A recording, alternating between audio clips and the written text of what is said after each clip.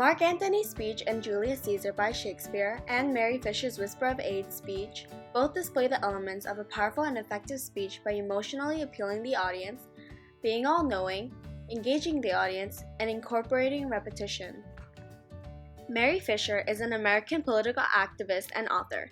After contracting HIV from her second husband, she has become an outspoken HIV/AIDS activist for the prevention, education, and for the compassionate treatment of people with HIV and AIDS. Mary Fisher took the stage of the Republican National Convention at the Houston Astrodome in August 19, 1992, and delivered a 13-minute speech that was seen as many as a jab at the Republican Party's negligence in the face of the growing AIDS epidemic. Her speech breaks the stereotypes that circled AIDS in that era. Let's briefly talk about Mark Antony and Mary Fisher. So what are some characteristics of Mark Antony? Generally, he's very manipulative, self-centered, and superstitious.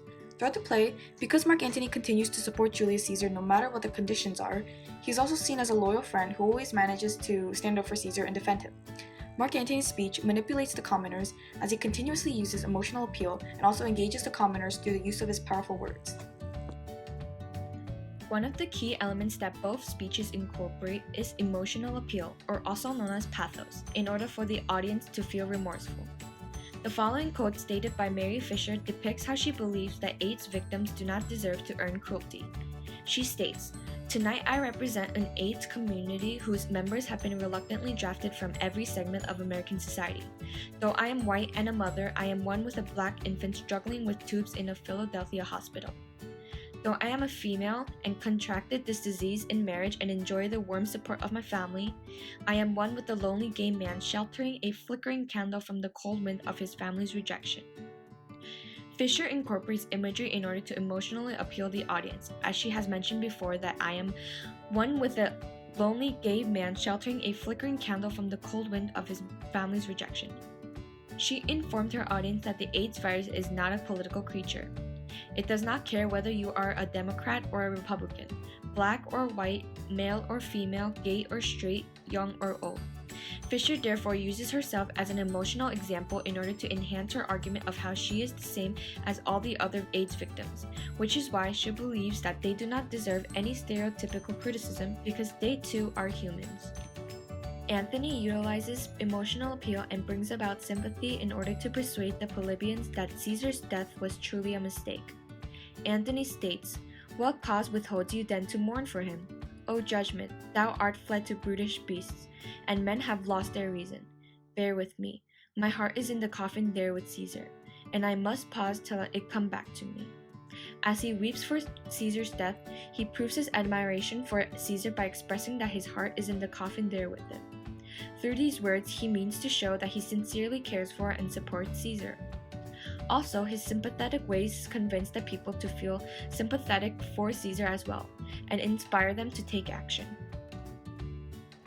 Antony also incorporates imagery to emphasize the fact that men who do not mourn for Caesar have become brutish beasts and have lost their reason.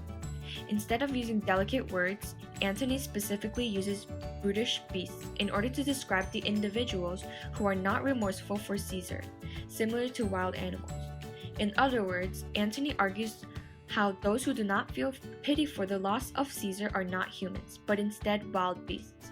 Antony evokes emotions to connect the commoners to the horrible death Caesar dealt with, which emphasizes how Caesar did not deserve this cruel death.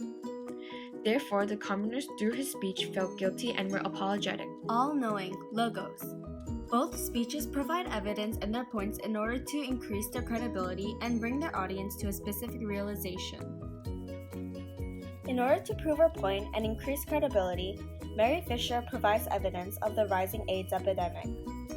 The reality of AIDS is brutally clear. 200,000 Americans are dead or dying. 1 million more are infected. Worldwide, 40 million, 60 million, or 100 million infections will be counted in the coming few years. But despite science and research, White House meetings, and congressional hearings, despite good intentions and bold initiatives, campaign slogans, and hopeful promises, it is, despite all, the epidemic that is winning tonight. By providing evidence, Mary Fisher shows her expertise in the subject and in her point that AIDS is an illness that is here to stay. These shocking facts show Americans that AIDS is not an illness that should be ignored. especially when at the time AIDS was thought to be a disease that only infected homosexuals. With these facts, she is able to create an impact on the people and create an image of the severity of the disease. This raises awareness of AIDS among the American people and shows the reality of the fact that AIDS has the ability to infect anyone. In the same way, Antony provides simple pieces of evidence showing how Caesar was not ambitious and would not become a tyrant in the future. When that the poor have cried, Caesar hath wept. You all did see that on the Lupercal I thrice presented him a kingly crown, which he did thrice refuse. Was this ambition? Unlike Brutus, who does not provide evidence of their reasoning for killing Caesar, Antony provides strong evidence. Because the plebeians have also witnessed these pieces of evidence for themselves, they understand Antony and his point. This caused a realization that Caesar was murdered not for the good of the country, but for the satisfaction of Brutus and his traitors. Another important element that Fisher and Antony both include in their speeches is engaging the audience, a crucial factor that allows their speeches to be successful. But not all of you have been so blessed. You are HIV positive, but dare not to say it. You have lost loved ones, but you dare not to whisper the word AIDS. You weep silently. You grieve alone. I have a message for you. It is not you who should feel shame. It is we who tolerate ignorance and practice prejudice. We who have taught you to fear. We must lift our shroud of silence, making it safe for you to reach out for compassion. It is our task to seek safety of our children, not in a quiet denial, but in effective action. In this specific quote, Fisher clearly states that she has a message for the audience by using you and that we must take an effective action instead of remaining silent. She does this by placing the people in a position where they feel like they have to do something about it and also by making them feel purposeful. Through this technique, she keeps the audience attentive and interested in the cause, making them feel important as she claims that it is not you who should feel shame. Instead of feeling shame and simply weeping silently, Fisher directs the audience in an engaging manner to finally take a stand against AIDS. Moreover, he hath left you all his walks, his private arbors, and new planted orchards, on this side Tiber. He hath left them you. And to your heirs forever, common pleasures, to walk abroad and recreate yourselves. Here was a Caesar, when comes such another? Antony puts emphasis on the people, referring to them as you, to show them that he sees them as political equals and not just some lower-class people. He draws the attention of the audience and informs them of the reality of Caesar and how he was actually a relatively good leader to them in a way that he had done many things for them. Antony mentions how Caesar has even left his private arbors and new planted orchards simply for the people. With the people engaged in his speech, this influenced the people to take action and seek revenge on the traitors that brought upon the death of Caesar. Repetition. By using repetition, the two speeches result in the message sticking into the minds of the audience. Mary Fisher uses repetition in order to emphasize what she wants in the future. I want my children to know that their mother was not a victim. She was a messenger. I do not want them to think, as I once did, that courage is the absence of fear. I want them to know that courage is the strength to act wisely when most are afraid. I want them to have courage to step forward when called by their nation or their party and give leadership, no matter what the personal cost. By repeating I want, Mary wants to send the message that the future should not be filled with people afraid of standing up for AIDS. The future should be filled with people unafraid of doing all they can do to help aid victims without being criticized or judged. With this message, the audience is left with the lesson of courage. They are taught that they themselves should not be afraid of the AIDS stereotypes and help take a stand against it. Antony also uses repetition to get his message across. He states, when that the poor have cried, Caesar had wept. Ambition should be made of sterner stuff. Yet Brutus says he was ambitious, and Brutus is an honorable man. You all did see that on the Lupercal I thrice presented him a kingly crown, which he did thrice refuse. Was this ambition? Yet Brutus says he was ambitious, and sure he is an honorable man.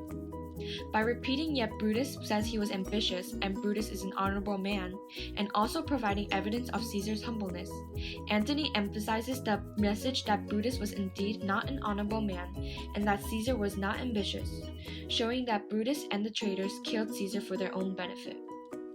With this repetition, the simple plebeians are stuck with the simple message that Brutus the traitor murdered the kind and wonderful Caesar.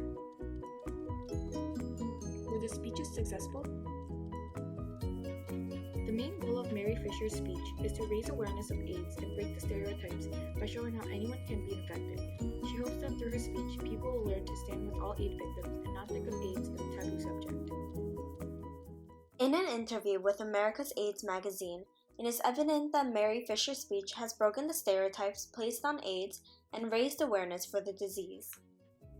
It changed the way people looked at the disease and gave me an opportunity to speak to people of power, she remembers. I talked to many groups of women that looked just like me. Maybe they would have never heard that message. Mark Antony's main goal of his speech was to convince the plebeians that Brutus and the traitors have killed Caesar in anger and jealousy. He hopes that through his speech, the plebeians will take action against the traitors. Mark Antony's speech is seen as successful primarily because the plebeians have been convinced that Brutus was a traitor that had to be punished for Caesar's death, and because his speech ended with the revolt of the plebeians against the traitors. Methinks there is much reason in his sayings. If thou consider rightly of the matter, Caesar has had great wrong. Most noble Caesar, who will revenge his death, O royal Caesar.